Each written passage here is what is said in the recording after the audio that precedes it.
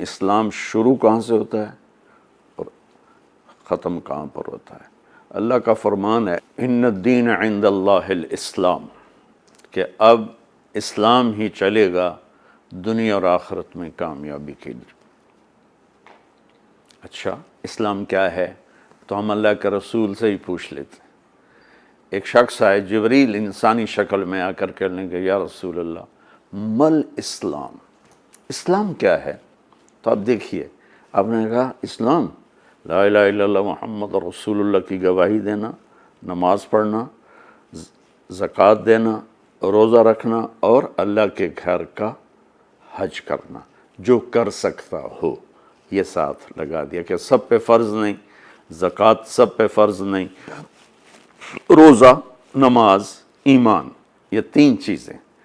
ایمان 24 گھنٹے فرض ہے، نماز 5 وقت فرض ہے، اور روزہ مہینے میں سال میں 1 مہینہ فرض ہے، اور اس میں بھی بیمار کے لیے چھٹی ہے، مسافر کے لیے چھٹی ہے۔ زکوٰۃ پیسے والے پر ہے، نہیں ہے تو چھٹی ہے، اور حج بھی پیسہ بھی ہو صحت بھی ہو، پیسہ کوئی نہیں معاف، پیسہ ہے صحت کوئی نہیں معاف۔ اب اسی بات کو میں، یہ ہے ابتدائے اسلام۔ انتہائی اسلام کیا ہے؟ میرے نبی سے ایک شخص نے پوچھا یا رسول اللہ مل اسلام، اسلام کیا ہے؟ اب آپ کا جواب اور ہے۔ کیا مطلب ہے؟ کہ اب آپ اسلام کی انتہا بتا رہے ہیں، چونکہ یہ سوال آخری حج کے موقع پر عمرو بن عبسہ رضی اللہ تعالیٰ عنہ نے آپ سے سوال کیا جب اسلام مکمل ہو چکا ہے، یا رسول اللہ مل اسلام، اسلام کیا ہے؟ تو آپ سنیے کیا خوبصورت جواب ہے۔ تو آپ نے فرمایا اطعام الطعام وطیب الکلام، اسلام ہے میرے عزیز میٹھا بول بولنا اور کھانا کھلانا۔ سبحان اللہ، کیا خوبصورت اسلام بتایا ہے۔ کھانا کھلانا، میٹھا بول بولنا۔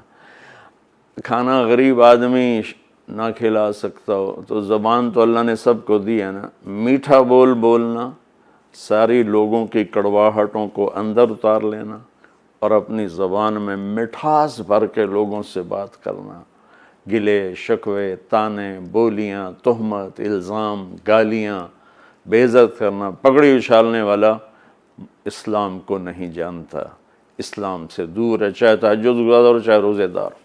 حضرت عمر کا فرمان سنو، حضرت عمر رضی اللہ تعالیٰ عنہ نے فرمایا کہ ایھا الناس لا تغرنکم طنطنۃ الرجل باللیل فی صلاۃ، لوگوں کسی کو تہجد میں روتا دیکھ کے یہ نہ سمجھنے کہ بڑی پہنچی ہوئی سرکار ہے۔ ان الرجل من ادى الامانۃ اذا اؤتمن ومن سلم المسلمون من لسانہ ویدہ، عمر جیسی ہستی فرما رہے ہیں کہ سن لو، کامل انسان وہ ہے جو کسی کو دھوکہ نہ دے اور جو کسی کو دکھ نہ پہنچائے، وہ ہے کامل انسان۔ ہمارے ماحول میں عبادات غالب ہیں اور اخلاق مغلوب ہیں، تو لمبے لمبے نفل ہر سال حج کرنا، عمرے پہ عمرہ کرنا بہت اچھی بات ہے، اللہ کو پسند ہے، محبوب ہے، لیکن کمال عبادات سے نہیں آتا، کمال اخلاق سے آتا ہے۔ تو میرے نبی نے فرمایا کہ اسلام ہے میٹھا بول بولنا، کھانا کھلانا۔ پھر وہ پوچھتا ہے اچھا یا رسول اللہ ای الاسلام افضل، اسلام کا سب سے اعلیٰ درجہ کیا ہے؟